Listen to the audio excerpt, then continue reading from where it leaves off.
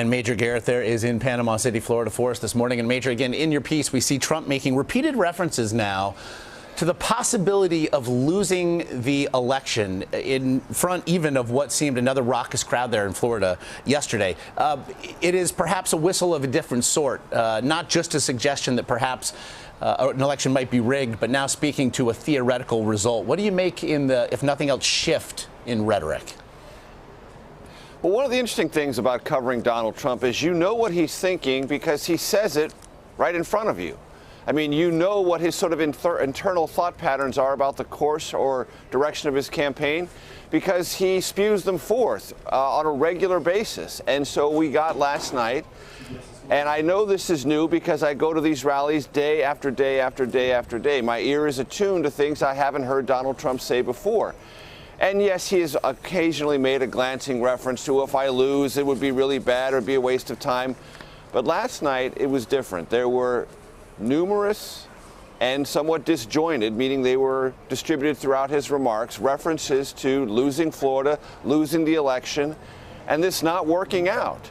And it was, in its own way, a call to action to the more than 10,000 supporters who are here in Panama City waiting hour upon hour to see Trump, to get out and register, make sure they vote, and not let this opportunity, which Trump said is a big one, the last he said you have to save your country, from happening. Go out and help me win. That, I think, reflects two things. Trump is now beginning to understand the pressures of not having Republicans alongside rowing in the same direction is a problem.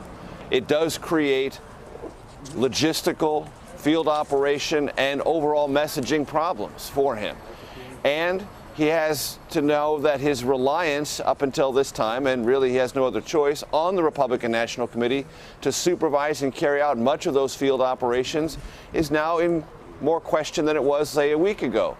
And all of that might create an undertow for Trump, not to mention all the other problems he's having with statewide polls in the key battleground states. So I think it reflects genuine anxiety on Trump's part that this may not work out, and his supporters need to fill the breach on his behalf. And when candidates talk to their supporters this way, they are both doing the desperation thing and the realistic thing. And in Trump's case, I think they're merging in ways we haven't seen in public before. You know, it's interesting. I know you're referring in part to the new survey out from USA Today that shows that some 1/4 of all Republican lawmakers are, again, not endorsing Donald Trump.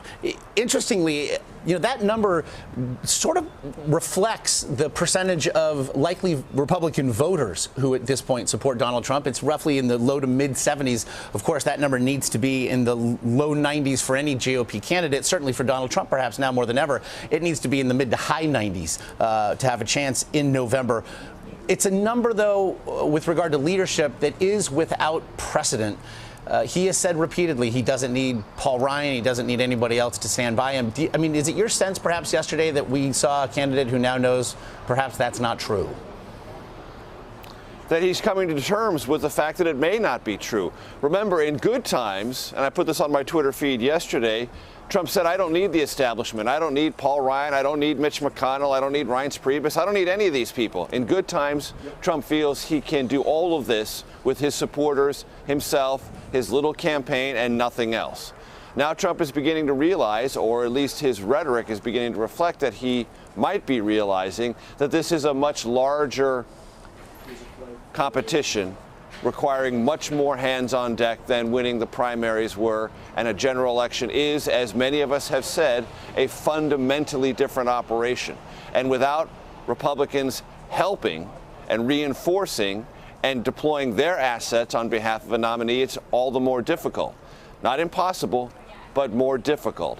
And it's interesting mathematically to see this rough alignment, Josh, in the number of non-endorsers and that resistant realm of the Republican Party not willing to support Trump on the ballot, about 25%.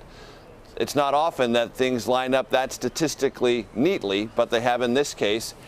And it is, as you said, without any precedent in modern presidential history for a nominee to be this estranged from so many elected members of his party. Now, that does reinforce one aspect of Trumpism. I'm against the establishment. I'm something completely new. I scare a lot of entrenched politicians. Fair enough. But maybe those entrenched politicians, if they're aligned with you, can help you more than hurt you. We're going to find out. Fear is not always the greatest of motivators. Major Garrett, as always, we do appreciate the time. But Major, before we let you go, because you are always going, we know you're on the road to somewhere. So today we are launching a new segment called, appropriately enough, On the Road to Somewhere with Major Garrett.